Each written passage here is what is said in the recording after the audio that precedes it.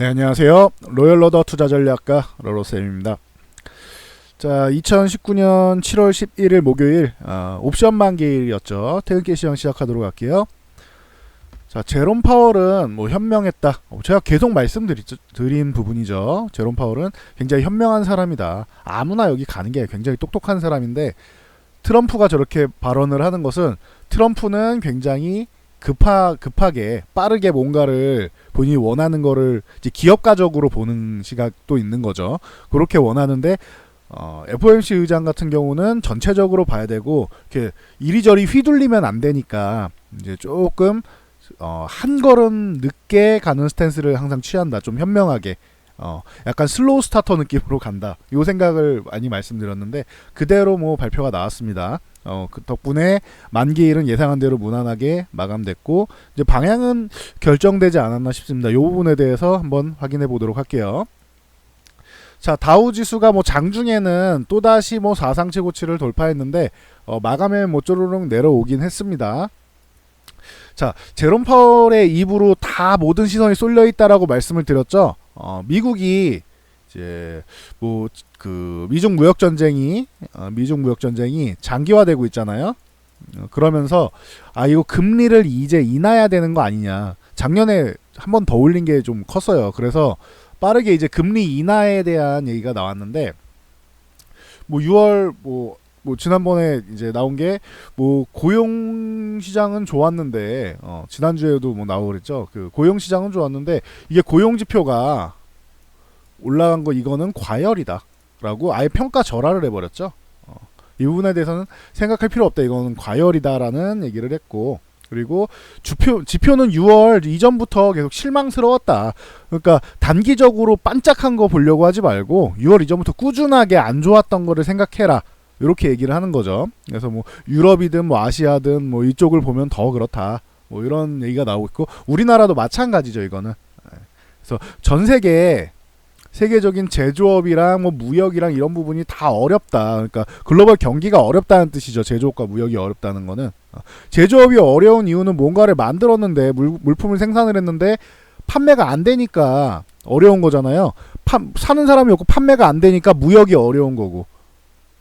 간단하죠. 이거는 누구나 알 수 있는 거고, 이 살려는 사람이 많아, 수요자가 많아. 여러분들이 이것저것 그 돈을 잘 벌고 해서 이것저것 다 살려고 해. 자동차도 사고 옷도 사고 이것저것 다 살려고 해요. 그러면은 무역이 굉장히 활발하게 이루어질 거 아니에요. 제조업도 활성화가 될 거고. 이해하셨죠? 요거는 쉬운 부분이니까. 그래서 요런 부분이 나오다 보니까 경기 어려운 게 확인이 되고, 심지어 여기에다가 이제 뭐 장단기 금리채 얘기 많이 나오고 금리 차이 얘기 많이 나오고 하죠. 그러니까 단기채 장기채 자꾸 이렇게 금리 역전되고 이런 뭐 투자의 불균형 같은 경우도 나오고, 그래서 금융시장이 좀 불균형이 일어난다. 이런 얘기를 했습니다. 그래서 금융시장의 불균형 이런 부분을 인정을 하면서 금리 인하에 대해서 강력하게 힘을 실어줬어요.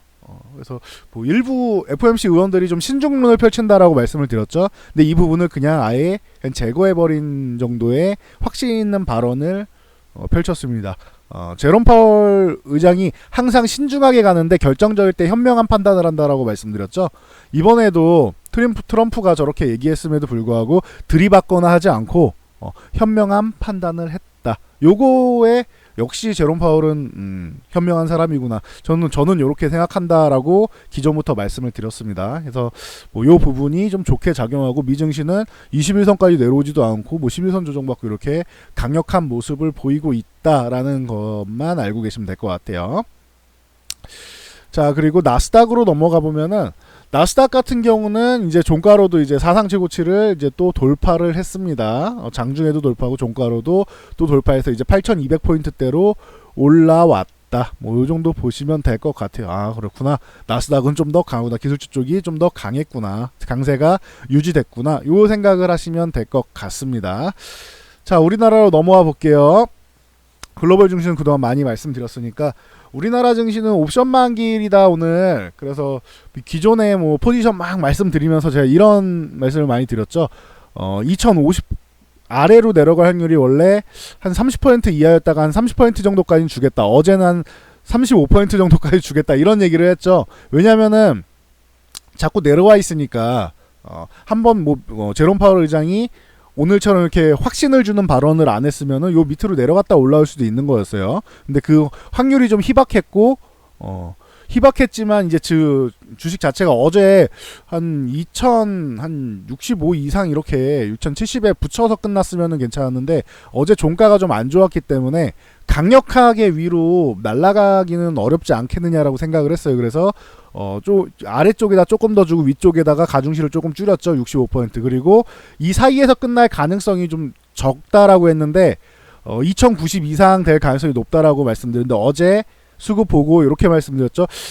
이게 2070 몇에서 2090 90에서 100 뭐 요 정도 사이, 90에서 2100 정도 요 정도가 상단이고 2070 몇 요 정도로 끝날 수 있다라고 말씀을 드렸죠. 위쪽에 있을 때는. 그래서 90 이상이었던 거를 조금 낮춰서 말씀을 드렸죠. 근데 딱 턱걸이는 한 것 같아요.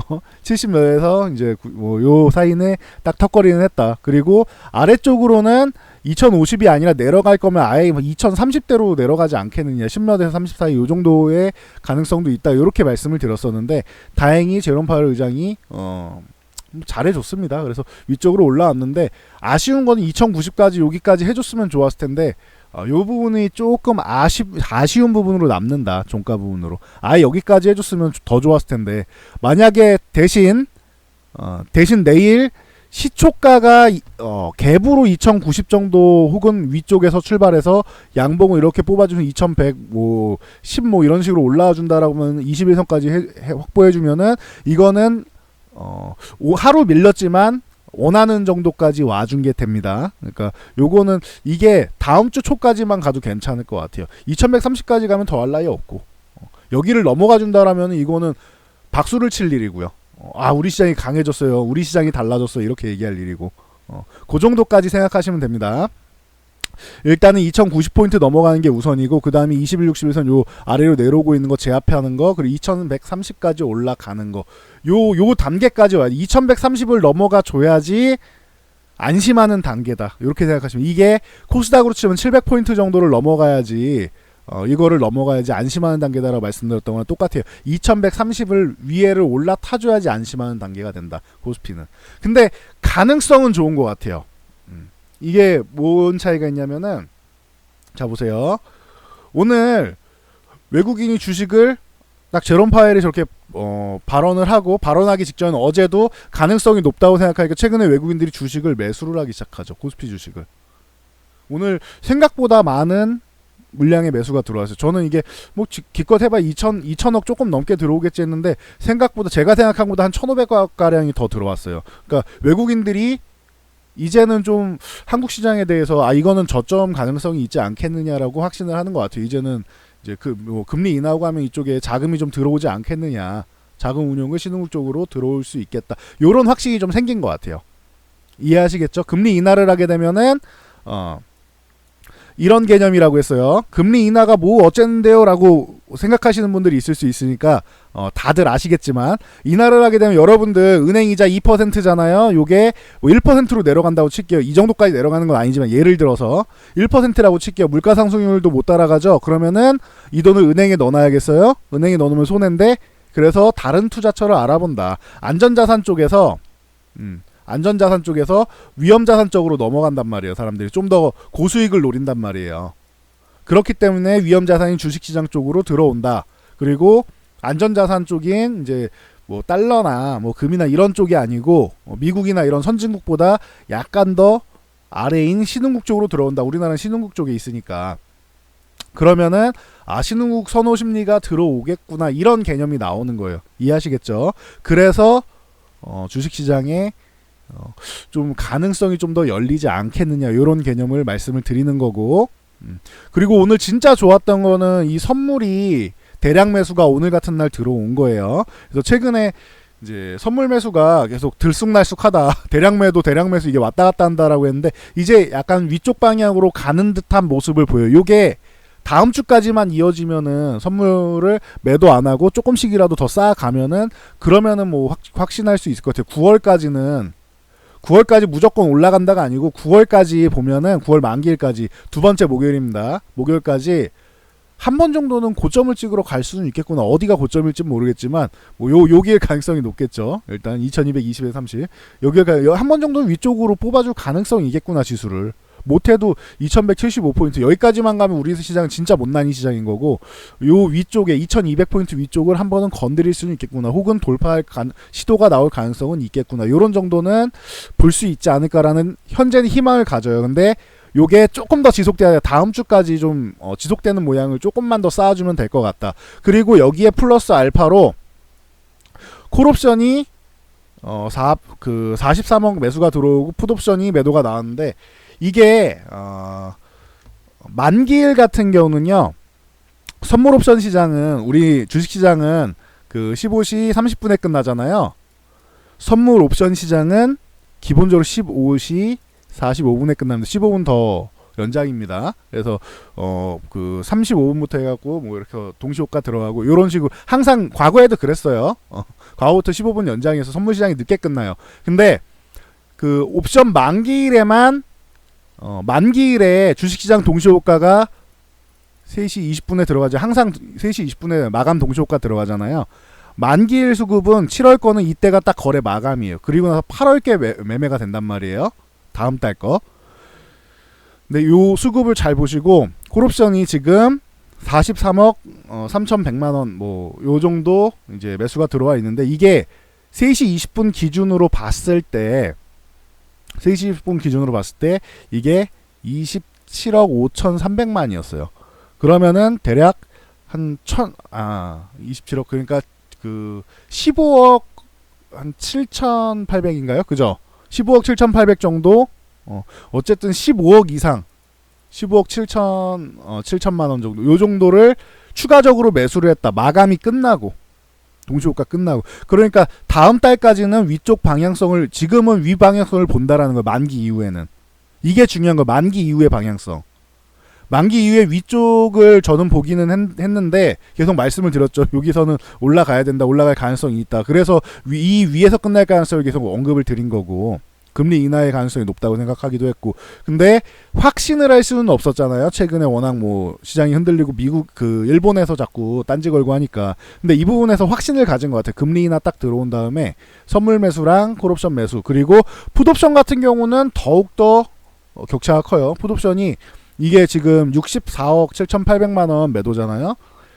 동시효과 들어갈 때 17억 3,900만 원이었습니다. 그러면 이 차이가 47억, 그죠? 47억 3,900? 뭐 이 정도 되죠. 47억 3,900. 그 정도 되니까 뭐 47억 4천이라고 할게요. 마이너스 47억 4천, 이거를 47억 4천만 원을 동시효과 때 던진 거예요. 그러니까 아래쪽을 막는 거죠. 이제 밑으로 안 내려가도 돼 하고 막은 거예요. 위쪽은 막혀있던 부분을 이제 이렇게 막혀 있었는데 이 부분을 이렇게 연 거예요. 이렇게 어서 오십시오 하고 이렇게 올라가십시오 하고 열어주는 거예요. 선물도 마찬가지고. 그러니까 앞으로 방향성은 물론 뭐 바로 무조건 이렇게 막 날아간다는 아니어도 전체적인 방향성 이런 식으로 갈 수 있어도 천천히 가더라도 위쪽 방향성을 오늘 같은 경우에는 보고 있다라는 경우를 알고 계시면 돼요. 이게 다음 주까지 수급이 이어진다라고 하면은 이거는 필시 위쪽으로 갈 가능성이 높은 거고. 그래서 제가 항상 말씀드렸는데 원래 썸머랠리라는 거는 우리나라에 없습니다라고 항상 많이 말씀드리거든요.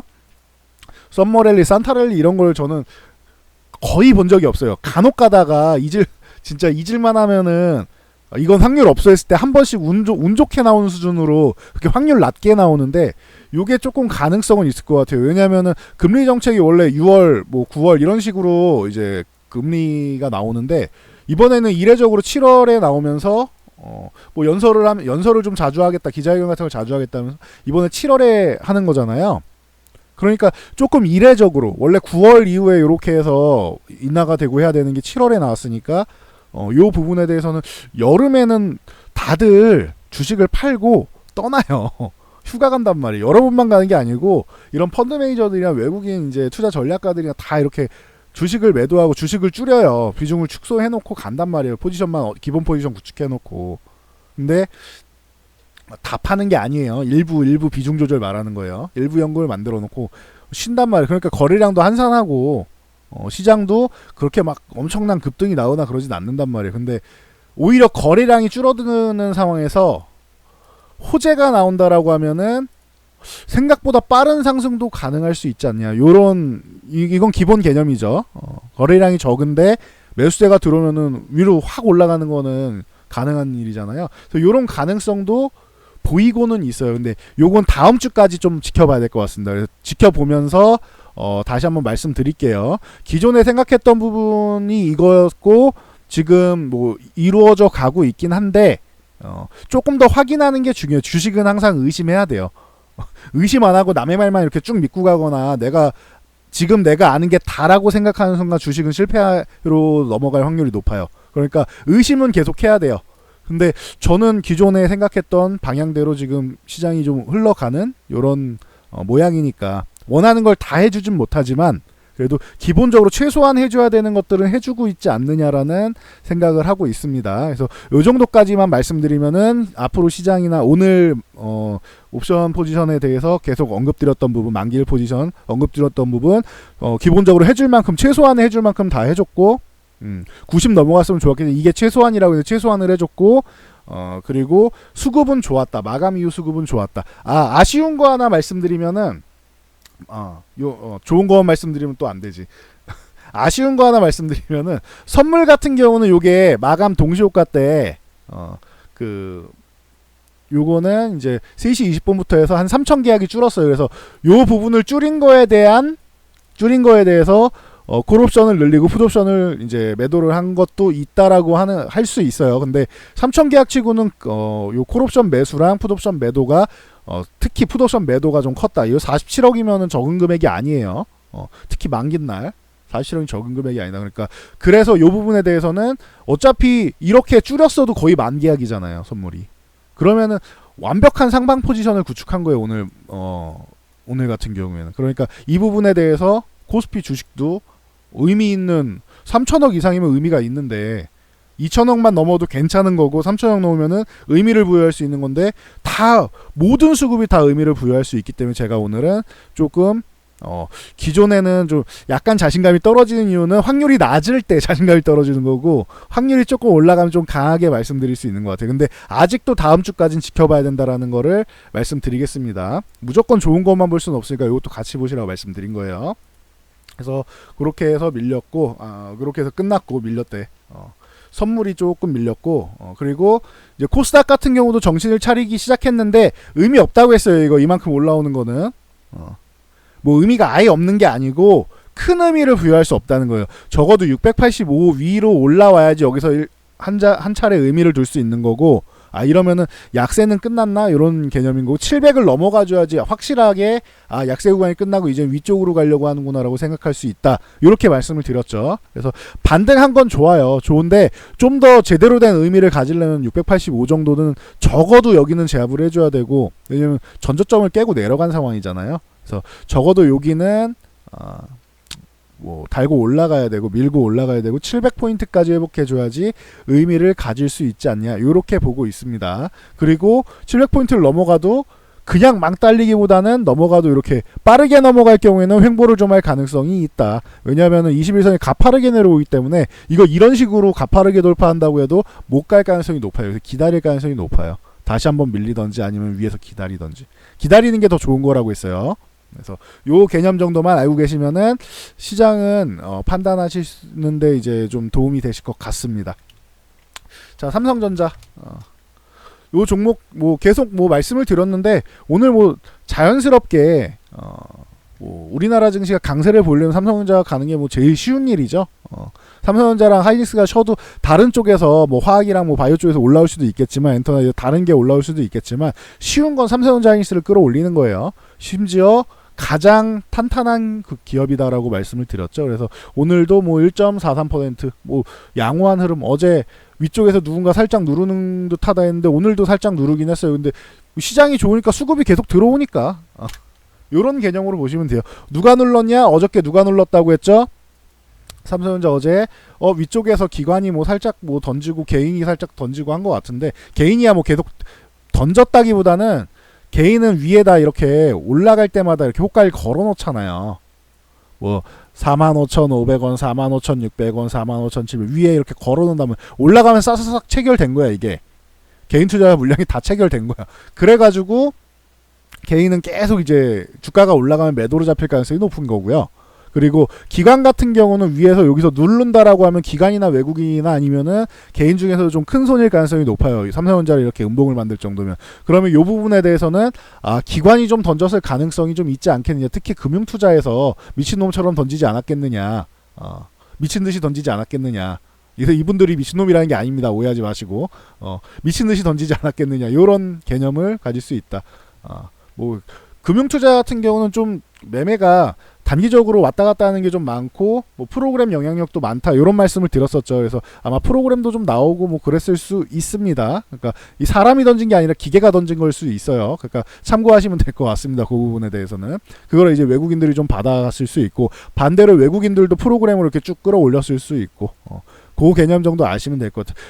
결국 지수를 프로그램에서 지수를 연동을 해서 샀던 우리나라 코스피 지수를 사던 아니면은 그냥 따로 바스켓으로 해서 외국인들이 샀던 삼성전자를 사는 거는 팩트인 거죠.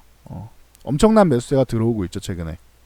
그러니까 삼성전자는 뭐 의심할 게 없다. 화웨이를 통으로 대체할 수 있는 기업은 삼성전자밖에 없다. 이 얘기를 뭐 수도 없이 말씀드린 것 같아요. 그래서 일본 같은 경우 계속 이제 소재 쪽 규제하니까 뭐 어쩌고저쩌고 하는데 이 부분에 대해서 산케이 신문이 나선 건 좀 산케이 같은 이런 신문들이 나서는 건 극우적인 성향의 신문들이 나서는 건 좀 의외예요. 얘네는 그래도 안 나설 줄 알았는데 극우 성향 신문들이 슬슬 나서고 있어요. 계속.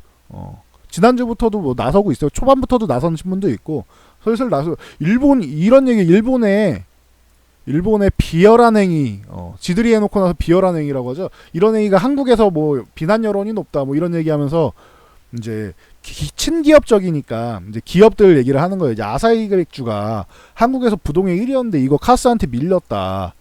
지들은 자존심도 상하는 거예요. 이제 아사히가 제품으로 봤을 때는 카스에 밀릴 이유가 없는데 그러니까 당연히 1인데 이게 일본의 자부심인데 근데 카스에 밀린 거야. 이거는 우리가 좀 비열하게 하지 않았냐. 요런 뭐 얘기가 나오고 뭐 아사히 신문 같은 경우도 뭐 일본 정부가 뭐 100개 이상 이제 뭐 이 중에서 일부만 리스트를 해가지고 일부만 규제한 거다라고 이건 기존에 소개해 드렸죠. 근데 이제 요렇게 해서 이런 게 다 공개되니까 이제 한국은 이제 일본의 적이다. 이렇게 인식을 한다. 한국에서 인식하고 일본도 그런 인식이 있다. 뭐 이런 얘기가 나오고 있죠. 그래서 뭐 계속 말씀드렸는데 우리나라만 죽느냐? 아니에요. 우리나라만 죽는 거 아니라니까 다 죽어 이러면은 대표적으로 말씀드리면 LG전자에서 뭐 LG 디스플레이에서 얘네는 저렇게 규제를 해도 타격이 좀 적단 말이에요. 삼성은 일본 의존도가 엄청난 기업인데 뭐 LG도 당연히 의존도 높죠. 근데 어느 정도는 국산화나 이런 좀 다각화를 많이 해놓은 상황이란 말이에요. 그래서 LG 같은 경우는 심지어 계속 대표적으로 말씀드린 게 소니 같은 경우는 LG가 패널 야 니들이 이러는데 패널 어떻게 주니 야 원래 10장 주기로 했는데 야 2장만 가져가 3장만 가져가 이런 식으로 얘기할 수도 있는 거잖아요. 야 니들이 안 줘서 생산을 못했으니까 2장만 가져가 이런 식으로 할 수도 있단 말이에요. 소니에다가는 뭐 파나소닉이나 샤프 같은 것도 마찬가지예요. LG 디스플레이 패널이 워낙 좋다 보니까 삼성도 좋습니다. 근데 이제 삼성이 일본보다는 이제 애플 쪽으로 이제 많이 넘어가고 삼성 같은 경우는 계속 말씀드린 삼성은 중소형 패널을 중심이 좀 더 중심이 되고 있고 여긴 스마트폰이 워낙 잘 나가니까 삼성은 LG는 스마트폰이 많이 판매가 안 되잖아요. 그러니까 중소형보다 일단은 원래부터 대형화를 중요시했고 그리고 중소형 쪽 같은 경우는 이제 본인들이 하는 거는 한계가 있으니까 수출을 많이 하죠. 그러니까 다른 기업에 많이 보내죠. 그러니까 참고로 알고 계시면 될 것 같아요. 그래서 LG 패널 같은 경우 저쪽에 이제 뭐 소니 이런 데다가 직접적인 타격을 줄 수 있다. 이 얘기를 꾸준히 언급드렸고 그리고 간혹 가다가 이런 말씀하시는 분들이 있더라고요. 애플도 공급 안 하, 우리가 애플한테 공급 안 하면 미국도 뭐 타격이 있으니까 어쩌고저쩌고 하시는데 애플한테 공급 안 할 이유는 없는 것 같아요, 저는. 이거는 제 생각이에요. 미국의 힘을 빌리더라도 애플 같은 경우는 얘네의 솔직한 심정은 삼성이나 특히 삼성 같은 데다가 패널을 받고 싶지 않아요. OLED 패널 여기다 안 받고 싶어요. 근데 삼성에 받아야 되니까 받는 거예요, 애플은. 이해하시겠어요? 애플한테 아까 말씀드린 10장 납품할 10장 줄 거를 7장만 주면서 야, 얘네가 소재 공급 안 해줘 갖고 너네한테 얼마 못 줘. 이렇게 하는 거보다 다른 기업에다가 안 주고 그냥 애플한테 10장 줄 걸 다 주는 게 낫다고 저는 생각합니다. 제 생각은 그래요. 애플은 만약에 기술력이 좀만 되잖아요. 가격 경쟁력 되는 이런 다른 BOE든 어디든 다른 중국은 좀 제낄 수도 있으려나? 어쨌든 다른 기업에다가 받으려고 엄청 노력을 할 거예요. 애플은 가격 경쟁 시켜갖고 삼성보다는 경쟁사잖아요. 그래서 애플한테는 가급적이면 물량을 다 맞춰주는 게 제가 볼 때는 더 득이라고 봐요. 애플한테는. 근데 나머지 이제 다른 기업들한테 덜 주면 되겠죠. 그리고 항상 말씀드리지만 중국 기업에다가 안 주면 돼. 중국 기업에다가. 그러니까 중국 저 소재 규제하자마자 우리나라보다 중국이 더 난리 쳤잖아요. 언론사나 이런 거 신문 좀 보세요. 그러면은 중국이 더 난리 친단 말이에요. 얘네가 아주 자지러질 듯이 난리를 쳐요. 왜 그러냐? 중국에다가 우리가 보내지 않아도 돼요. 반도체, 디스플레이 이런 거 안 보내도 되는 이런 절대적인 명분이에요. 이거는. 야, 우리 애플에다 보내고 이러고 나니까 너네한테 줄 게 없네? 야, 10개 니네가 10개 달라고 했는데 이거는 진짜 우리가 미국 편 들어서가 아니야. 3개만 가져가. 이렇게 될 수 있다는 거죠. 계속 이것도 똑같이 언급드렸던 부분이죠. 그러니까 일본하고 중국에는 이런 식으로 그러니까 다 같이 죽자는 거예요. 저 일본이 저렇게 하는 거는 사실 우리나라의 반도체 코리아라는 말이 있듯이 우리나라의 심장을 겨냥한 건 맞아요. 근데 우리나라의 심장을 겨냥했지만 이게 전 세계로 다 피해가 가기 때문에 이 부분에 대해서는 좀 문제가 된다. 그리고 불산 이게 우리가 북한으로 흘러 들어가서 얘네가 지금 강제징용 문제로 해가지고 이거를 아베가 언급을 했잖아요. 아베가 이걸 언급을 하면 안 됐었어요, 사실은. 근데 이걸 언급을 한 적이 있단 말이에요. 그러니까 이거에다가 플러스 알파로 이제 북한 문제를 이제 들먹이고 있는데 택도 없는 소리라고 했죠. 이거는 정말로 우리가 북한이 무기를 만드는 데다가 우리가 대줬다? 우리가 미국의 우방으로 남아있을 수 있을까요? 그러면은? 미국이 우리를 지금 이렇게 가만히 놔둘까요? 필요해서 놔두는 건 있기는 하겠지만 이렇게까지 우리랑 이렇게 가깝게 지내기는 어려워요. 미국이 그렇게 호구가 아니에요. 네. 저는 그렇게 이건 제 생각입니다. 미국이 호구다라고 생각하면은 아베 말이 맞는 것 같아요. 맞을 수 있을 거예요. 근데 미국이 호구가 아닌 이상 우리나라에서 북한에다가 다른 물자도 아니고 전쟁 물자를 흘린다라는 거는 이거는 글쎄요. 요거는 좀 물음표네요. 이거를 미국이 다른 거 몰라도 전쟁 물자를 미국에다가 흘리는 거를 허용해 주지는 않을 것 같아요. 그리고 일본이 흘린 게 북한으로 들어갔다 이런 얘기가 있는데 그거는 좀 더 팩트를 확인한 다음에 좀 볼게요. 그거는 야당 의원이 들고 나왔는데 좀 더 보고 확인을 한 다음에 보는 게 나을 것 같습니다. 그래서 삼성전자 짱짱하다 요거 얘기 말씀드리고 SK하이닉스 기본적으로 시총상위주도 3개는 보고 가니까 하이닉스 같은 경우도 낮에 요거 제가 메모유튜브 요거 등록하시라고 그랬어요. 이거 장중에 여러분들 점심시간에 이거 한 10분에서 15분 정도만 보시면은 굉장히 큰 도움 됩니다. 여기에 장중에 올려드리니까 가서 구독 신청하고 점심시간 드시고 나서 한번 보세요. 그러면은 여러분한테 도움될 만한 내용이 굉장히 많이 들어있을 겁니다. 자, 그래서 여기에도 말씀드렸었는데 자, 의미 있는 게 이날 제가 말씀드렸죠. 이거 66,000원 이 구간에서 저점 매수가 들어왔다. 삼성전자는 마이너스 2%에 시작해서 음봉으로 끝났고 하이닉스 마이너스 3%를 시작해서 양봉으로 끝났다. 이거 하이닉스가 더 좋은 거다. 저점 매수세가 들어오는 거다. 말씀드렸죠. 그리고 나서 21선 갭으로 돌파하고 양봉 뽑아준 거 이것도 좋은 거다. 어제도 61선 갭으로 돌파하고 양봉 뽑아준 거 73,000원에 붙여놓은 거 이것도 아주 좋은 거다. 오늘 사실 뭐 비슷하게 시작해서 이렇게만 해서 이 위만 계속 유지, 다음 주까지 유지해줘도 좋았을 텐데 이거를 오늘 이 73,000원까지 갭으로 돌파해서 양복을 뽑았잖아요. 저는 하이닉스에 바랄 게 없네 이제. 어떻게 이 이상 잘해줘요. 그동안 여기에 외국인 매도에 계속 시달리다가 이제 수급이 좀 좋아진다 했고 한번 반등 나오고 쉬었다가 가는데 지켜줘야 될 자리에서 매수세, 저점 매수세 들어오면서 반등 이쁘게 해줬죠. 그 21선 걸쳐놓고 갭으로 돌파했죠. 양봉 뽑죠. 61선 걸쳐서 갭으로 돌파해서 양봉 뽑죠. 저항에 붙였죠. 저항을 갭으로 또 돌파했어. 미친 거죠. 이거는 이렇게 좋을 수가 있나? 진짜 이렇게 좋을 수가 있나요? 주식이 미친 거예요. 이거는 약간 입으로만 입에서 입으로만 전해지는 대단한 그런 수급이 아닌가 싶어요. 제 기준에서는 진짜 입에서 입으로나 전해질 수 있는, 야 수급이, 여러분 강의할 때 여러분 이렇게 하면은 좋습니다 라고 하는 거를 다 해주고 있잖아요 지금.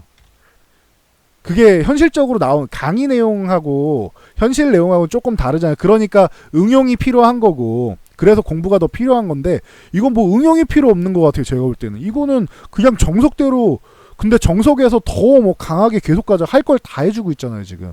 제 기준에선 그래요. 제 기준에선, 제 개인 기준에서. 그래서 제가 이날 말씀드렸죠. 하이닉스 이거 지금 흐름이 바뀐 것 같다 이런 말씀 줬죠. 좋다, 삼성전자보다 더 좋다, 단기적으로 이게 더 좋은 것 같다 이런 말씀 드렸잖아요.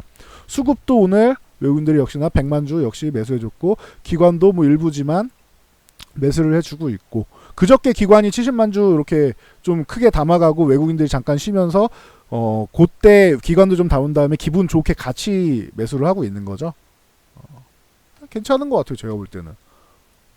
하이닉스가 계속 갈지 저는 좀 쉬었다 가는 게 맞지 않나라고 보는데, 이거는 일반적인 생각인 거고, 이렇게 좋으면은 조금 더 갈 수는 있겠죠. 근데 만약에 여기까지 아예 요 위쪽까지 81,000원 이런 구간까지 이런 구간까지 뭐 와가지고 여기까지 달성한 다음에 쉰다고 해도 이상할 게 없고, 그냥 저는 한 요 정도까지 요런 식으로만 했다가 요렇게 밀렸다가 가도 괜찮을 것 같아요. 중간 정도 건드리고 그렇게 해도 저는 괜찮을 것 같아요 지금 상황이면은.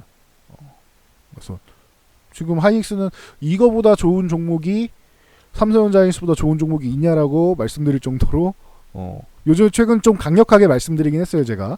일본에서 반도체 저 디스플레이 규제하는 게 얘네한테 통하지 않는 것 같다. 오히려 이런 말씀 드렸죠.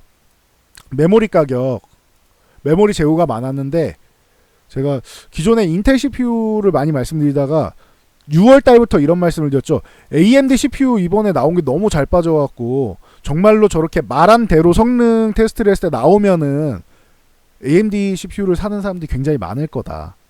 이런 얘기를 했죠. 그러면 메모리 재고 소진이 나온다라고 말씀을 드렸는데 저는 이렇게 성능 테스트까지는 제가 그렇게 디테일하게까지는 잘 모릅니다. 근데 테스트 하신 분들 거 이렇게 뭐 결과표나 이런 거를 좀 받아보면은 좋다고 나와요. 이게 괜찮대요 지금. 뭐 평가는 괜찮은 것 같아요. 왜냐하면 일단 가격이 좋잖아요. 가격이 워낙 착하니까 이것 때문에 인텔이 가격을 내렸잖아요. 소비자 입장에선 좋은 거지. 그리고 CPU 쪽에서 내가 CPU 쪽에 예를 들면 50만 원을 지출을 했어야 되는데 내가 원하는 CPU가 이게 한 10만 원 정도 가격이 다운된 것 같아. 이런 느낌이 나오면은 20만 원 어디다 써요? 메모리에 쓸 수 있죠. 메인보드, 메모리, 이런 그래픽카드 이런 데 쓸 수 있는 거잖아요. 주요 장치에.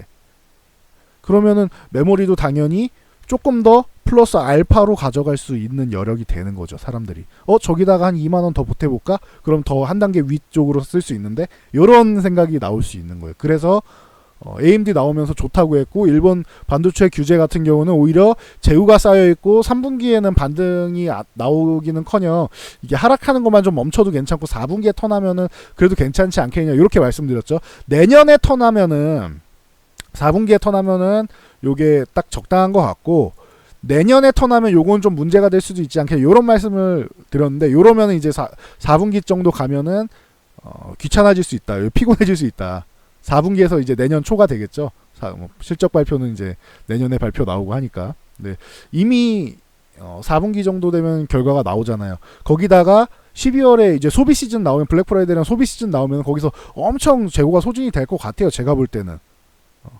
거기다가 일본이 저렇게 하면 이제 생산량 낸드부터 일단 감축한다고 해죠. 낸드 같은 경우는 사실 저렇게 가격이 싸면 적자예요. 다 적자야. 그러니까 낸드는 줄이는 게 맞죠. 줄이고 싶은데 핑계가 된 거예요. 당장은 줄일까 말까 고민되는 찰나에 이제 저렇게 핑계가 나온 거죠. 낸드는 줄이고 이렇게 메모리는 이제 가겠죠. 그리고 저게 장기화될 수 없는 이유 중 하나 또 말씀드렸죠. 자, 지금 DDR4에서 DDR5로 넘어가야 되는데 이게 내년 중순에 양산이 돼야 되는데 얘네가 일본이 저렇게 규제를 하면은 전 세계 글로벌 시장의 IT 업계가 방향이 바뀔 수가 있어요. 그러면 일본이 버티기는 쉽지는 않을 것 같아요. 그래서 제가 말씀드린 게 한국이랑 일본이랑 뭐 그 미중 무역 협상 하는 것처럼 협상단 만들어서 흉내 내가지고 똑같이 하겠죠. 근데 둘이서 결론이 안 날 것 같거든요. 제가 볼 때는 둘이 말하는 게 달라요. 한국은 뭐 예를 들면 한국은 10,000원짜리 갖고 얘기를 하고 얘네는 5,000원짜리 갖고 얘기를 하고 있는 거야 지금. 그러니까 이 지폐에 대해서 얘기하고 얘는 이 지폐에 대해서 얘기를 한단 말이야. 말이 안 통하지. 들어있는 사람이 다른데 모양도 다르고 가치도 다른데 그러니까 이게 다른 거예요. 둘이 서로 똑같은 말이 안 나와요. 서로 계속 이렇게 평행하게 가는 그런 입장이 될 가능성이 높단 말이에요. 이거를 미국이 중재할 가능성이 높지 않겠느냐 라고 계속 말씀을 드리고 있죠. 그래서 지금 뭐 얘기는 나오기 시작하는데 요건 좀 더 확정이 돼야지 제가 말씀드릴 수 있을 것 같아요. 그래서 뭐 요렇게 된 다음에 중요한 거는 7월에는 그렇게 저는 7월에 타결되고 이런 거는 관심이 없고 관심이 없는 게 아니라 안 될 거라고 생각하니까 되면 대박인데 7월에 뭐 협상이 된다? 이거는 특이한 케이스라고 봐요. 그거는 열애 케이스고 가능성이 거의 없다고 보고 8월 됐을 때 화이트 국가 리스트 있잖아요. 요거를 이제 제외를 한다 요런 얘기를 했는데 협상 중이니까 협상 중일 때는 조금 유예하겠다. 뭐 이런 얘기 나오면은 그럼 괜찮은 거라니까요. 이러면은 요렇게 유예를 하겠다. 그리고 민간용 얘기 나왔잖아요. 민간용은 민간용으로 쓰는 거는 뭐 군사용이 아닌 민간용으로 쓰는 거는 우리가 수출할 수 있다. 이런 얘기가 나오잖아요. 그러니까 지들도 한 발 이미 물러선 거예요. 벌써부터. 제가 볼 때는 그래요. 근데 요게 지금 빠르게 이거를 입장을 접으면은 일본도 아베가 실없는 사람이 되는 거잖아요. 그러니까 요게 8월 말까지만 돼도 굉장히 빠른 거고 요게 가을 정도에만 돼도 뭐 괜찮은 것 같아요. 이게 연말을 넘어가서 내년까지 가고 이러면 서로 좀 피곤해질 수는 있죠. 네. 그거는 이제 좀 지켜봐야 될 것 같아요. 네. 8월에서 뭐 9월 사이만 돼도 저는 괜찮을 것 같습니다. 그때까지 밀리면서 대신 요런 조건들 유예한다 요런 조건들이 나오면 되고 서로 양국에서는 안 나올 것 같아요. 미국에서 잘 뭐 조율을 하지 않을까 이렇게 생각을 하고는 있습니다. 그래서 요 정도까지 뭐 알고 계시면 될 것 같아요. 자, 마지막에 셀트리온 같은 경우 요 구간 뭐 이제 뭐 19만 원 여기서는 19만 원 전후에서는 위쪽으로 올라가나 아래로 내려가나 그게 그거라고 말씀을 드렸죠. 그러다 보니까 여기서는 매수 구간이 아니고 아예 18만 원에서 입 벌리고 있던지 아니면 20만 원 넘어가면은 매매하는 거를 생각하시는 게 낫다라고 말씀을 드렸습니다. 근데 오늘 같은 경우는 뭐 셀트리온도 뭐 양호하게 뭐 엄청난 수급이 들어오진 않아요. 셀트리온 같은 경우는 외국인도 뭐 11,000계약, 뭐 기관도 36,000계약. 물론 가격은 얘가 좀 더 높죠. 삼성전자 하이닉스보다 가격은 높지만 그래도 엄청난 물량이 들어오거나 하지는 않습니다. 지금은.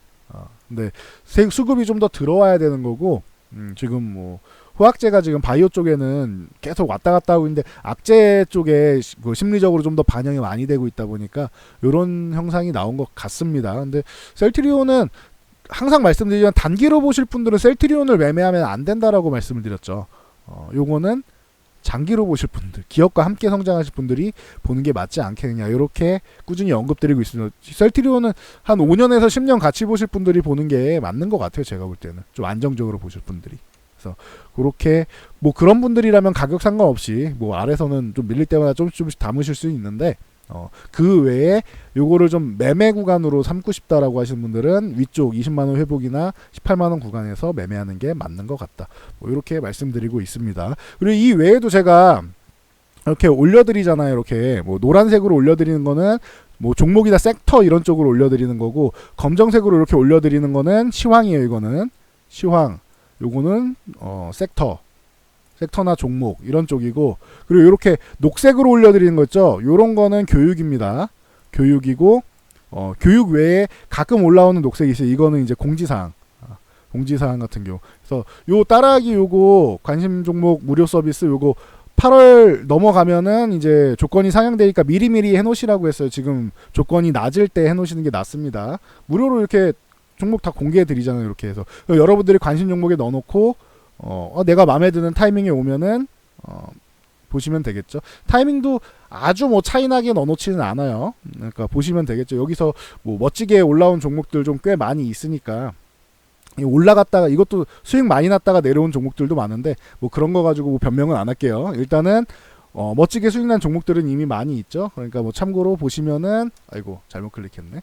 될 것 같습니다. 그래서 요 정도 보시면 되고, 기존에 뭐 대주전자재료나 뭐 이런 뭐 요런 종목 같은 경우 제가 기존에 말씀드렸죠. 이거 제가 원래 대주전자재료보다는 코스모 신소재나 뭐 사마콘덴서를 더 좋아하는데 지금은 얘가 제일 센 것 같네요라고 말씀드린 다음에 많이 올라왔죠. 뭐 이런 종목들 많이 올려드리고 있으니까 뭐 보시면 될 것 같아요. 관심 종목도 보시고 저 노란색의 섹터 권리도 보시면 될 것 같아요. 요것도 영상 따로 조만간 하나 만들어서 올려드릴게요. 어떤 개념으로 말씀을 드린 건지는.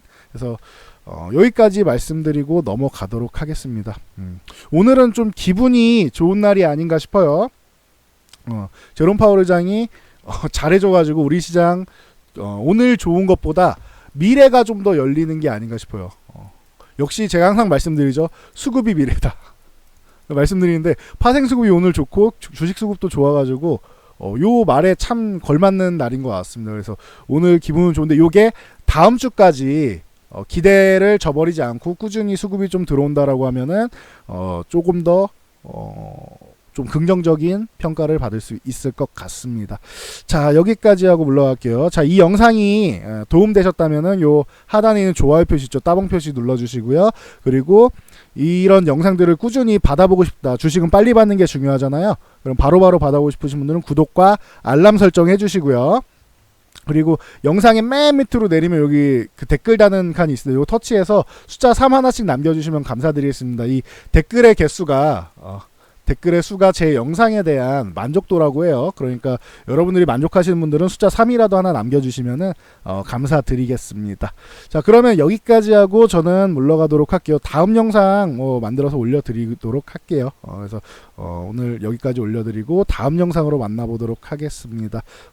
성공 투자하시고요. 저는 이만 물러가겠습니다.